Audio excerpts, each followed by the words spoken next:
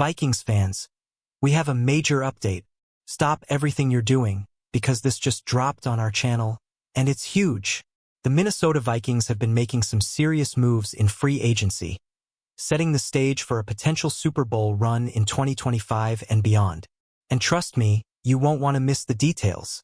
But before we dive into this breaking news, make sure to subscribe to the channel and turn on notifications so you never miss an update on all things Vikings. I'll give you a second. Done? Alright, let's get into it. The Vikings have been laser-focused on fixing the trenches, addressing one of their biggest weaknesses from the past decade. While the signings of right guard Will Fries and defensive tackle Jonathan Allen have been exciting, there's another key move that might have flown under the radar, but could turn out to be just as important. Just days before the official start of free agency, the Vikings locked in one of their own, extending safety Theo Jackson on a deal initially reported as 2 years, $12.6 million. But here's where it gets really interesting. As is often the case with initial reports from insiders like Adam Schefter and Ian Rappaport, the numbers were presented at their maximum value. But in reality, the real structure of Jackson's deal tells a different story. In truth, Jackson's contract is actually a 3-year, $9.365 million deal, about 25% less than initially reported.